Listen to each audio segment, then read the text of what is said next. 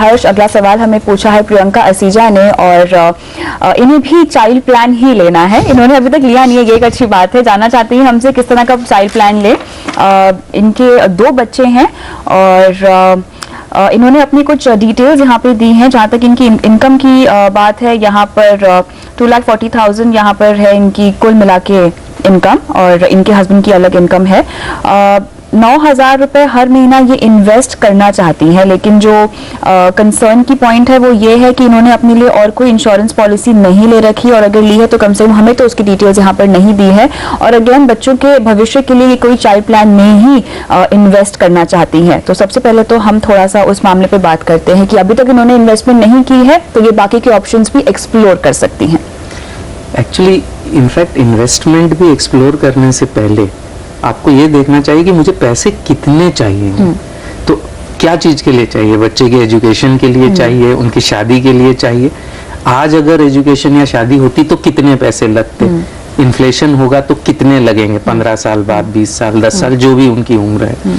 उससे एक आपको आइडिया लगता है कि मुझे इतने पैसे जुटाने हैं। राइट, जिसकी डिटेल्स उन्होंने यहाँ पर नहीं दी है। तो ये एक्सरसाइज करनी चाहिए।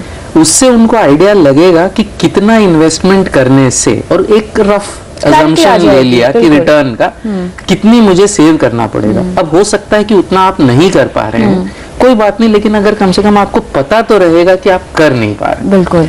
अब रहा सवाल कहाँ इन्वेस्ट करना चाहिए, तो वो ये कितने दिनों के बाद आपको पैसे चाहिए वो। हाँ जी। और ऑब्वियसली टैक्स का सेविंग करना है कि नहीं वो, और एंड आपकी रिस्क प्रोफाइल, आप कितनी रिस्क ले सकते हैं।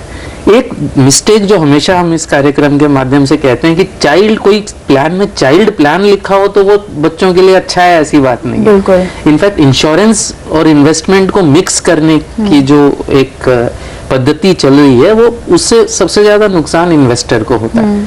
इनको सबसे पहले तो इंश्योरेंस लेना चाहिए कि इनको अगर कुछ होता है तो बच्चे के गोल अफेक्ट ना हो। तो टर्म इंश्योरेंस लें, हेल्थ इंश्योरेंस लें, ये सारी इंश्योरेंस लेने के बाद पैसे जो हैं वो जुटाएं। लॉन्ग टर्म के लिए अगर रिस्क प्रोफाइल है तो 90% तक, अगर 10 साल से ज्यादा की अवधि है तो large cap equity mutual funds देख सकते हैं। 10 से 20%। 10 साल से ज्यादा का ही समय होगा। 2 साल का एक बच्चा है और एक 3 महीने का बेटा है इनका, तो मेरे ख्याल से काफी लंबा समय है। काफी लंबा समय है। तो रिस्क प्रोफाइल अगर एग्रेसिव है तो 90% तक, अगर 9,000 है उसमें से समझो 1,000-1,500 रुपए इंश्योरेंस के लग जाएंगे, तो बाकी में से आप कम से कम 90% तक भी इक्विटी में, लार्ज कैप इक्विटी फंड्स में डाल सकते हैं। यानी ये जो कह रही हैं कि ये हर साल 75,000 रुपए ये निवेश करने का प्लान कर रही हैं अपने बच्चों के लिए, उसमें से 90% आप कह रहे हैं कि इनको इक्विटी में लगा देना चाहिए। लेकिन एक साथ नहीं, हर महीने सिस्टमैटिक, एवरी मंथ उसको डालना चाहिए ताकि प्राइसेस से अफेक्ट ये ना हो। ठीक है। इसके अलावा इन्होंने यहाँ पे कुछ और भी सवाल पूछे हैं कि इन्हें पीपीएफ में इन्वेस्टमेंट करनी है या नहीं। इन्होंने मेरे ख्याल से गोल्स अलग अलग बना रखे। इंश्योरेंस के लिए ये कहती हैं कि 75,000 ईयरली ये इन्वेस्ट कर सकती हैं। उसके अलावा इनको कुछ और इन्वेस्टमेंट भी करनी है जहाँ पे ये 9,000 रुपए अतिरिक्त इन्वेस्ट कर सकते हैं। तो वो ये कहाँ करें?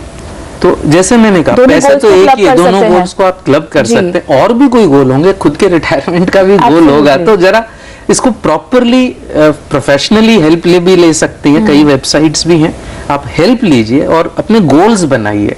आपको पता नहीं कहाँ जाना है तो वहां पहुंचने का रास्ता कैसे पता होगा? तो आई थिंक गोल्स बनाना जरूरी है।